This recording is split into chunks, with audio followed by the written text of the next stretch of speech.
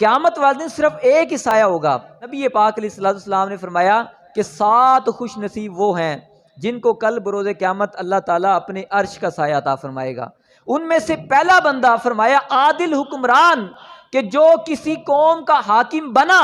اور پھر عدل و انصاف کے ساتھ کام لیتا رہا۔ دوسرا وہ نوجوان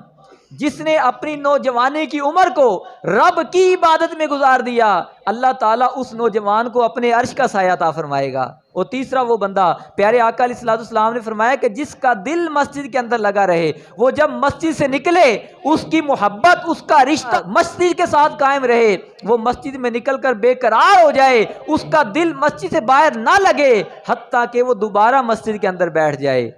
وہ بندہ بھی قیامت والے دن اللہ کے عرش کے سائے میں ہوگا۔ اور ہمارا مسجد کے اندر کیسا دل لگتا ہے؟ مومن کی علامت حضور علیہ السلام نے یہ بیان فرمائی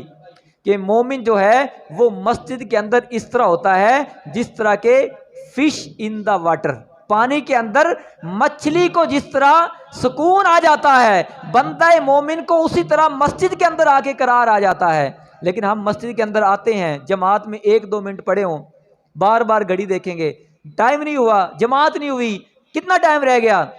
اور پھر سلام پھیرا۔ بعض لوگ تو دعا کا بھی انتظار نہیں کرتے، جلدی سے بھاگیں گے، شاید پتہ نہیں دوبارہ کوئی مسجد کا تالا نہ لگا دے، کوئی قید کے اندر نہ ڈال دے۔ چوتھا بندہ فرمایا وہ 2 مسلمان جو آپس میں رب کے لیے، اس کے لیے آپس کے اندر محبت کریں، اور فرمایا وہ بندہ جو تنہائی کے اندر بیٹھا ہو، اپنے رب کا ذکر کرے، اور تنہائی کے اندر ذکر کرتے کرتے اس کی آنکھوں سے کوئی اللہ کی محبت کے اندر آنسو کا ایک قطرہ نکل جائے، فرمایا اللہ تعالیٰ اس بندے کو بھی اپنے عرش کا سایہ عطا فرمائے گا۔ اور چھٹا بندہ وہ جس کو حسن و جمال والی کوئی عورت گناہ کی طرف بلائے، اور یہ بندہ گناہ کی قدرت رکھنے کے باوجود اس کو یہ کہہ دے بھی میں تو اپنے رب سے ڈرتا ہوں، اللہ تعالیٰ اس نوجوان کو بھی اپنے عرش کا سایہ عطا فرمائے گا۔ اور 7واں وہ بندہ جو بندہ اللہ کے حضور صدقہ کرے دائیں ہاتھ سے اور بائیں ہاتھ کو پتہ نہ چلے، وہ بندہ بھی کل قیامت والے دن اللہ کے عرش کے سائے کے نیچے ہوگا۔